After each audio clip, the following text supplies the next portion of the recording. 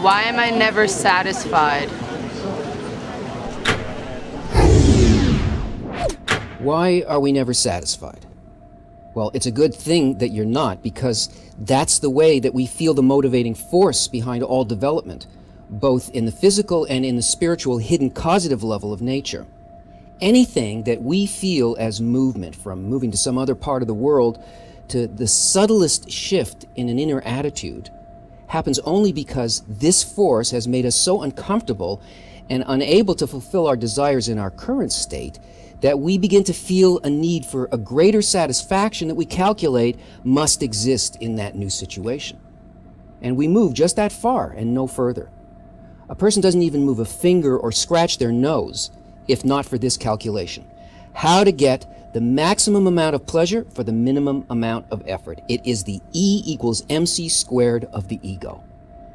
This formula is so pervasive that we never choose anything unless it's presented to us in that way. We only choose between what we consider to be painful or pleasurable, and we always choose pleasure. Either an immediate one or a big enough one in the future that we're willing to pay for with a little bit of suffering.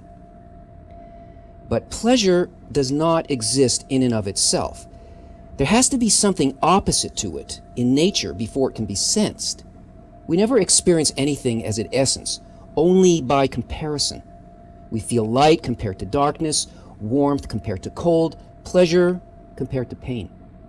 If there's nothing opposite to it, there is simply no sensation. Pleasure is actually the meeting point between a need and its fulfillment, and the greater that the need is, the greater the experience of pleasure. So why is it that pleasure always disappears?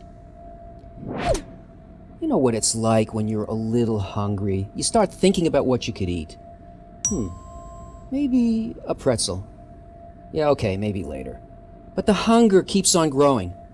Maybe I'll have a couple of hot dogs. No, a whole pizza. No, I know, a steak, a big sirloin. Vegetarians, please substitute a tofu loaf from your imagination, with a baked potato and all the condiments imaginable. And then when dinner finally comes, you could eat a steak so big that it needs its own area code. And that first bite is pure ecstasy.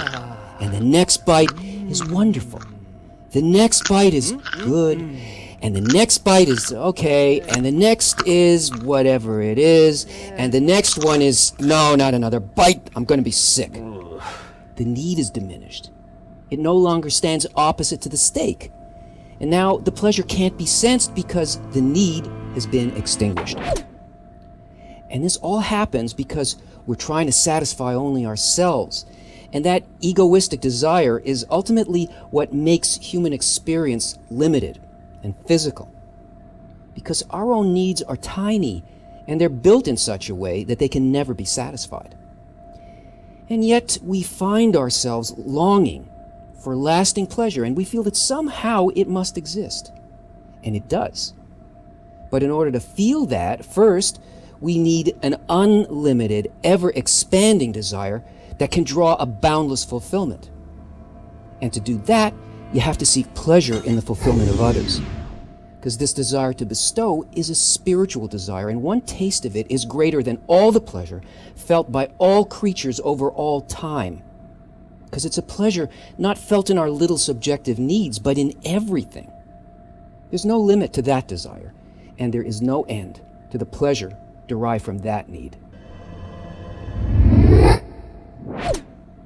Well, I hope that satisfied your hunger for knowledge and gave you some food for thought, and here are a few other items on our menu that you might want to taste, and just click and stop me, please.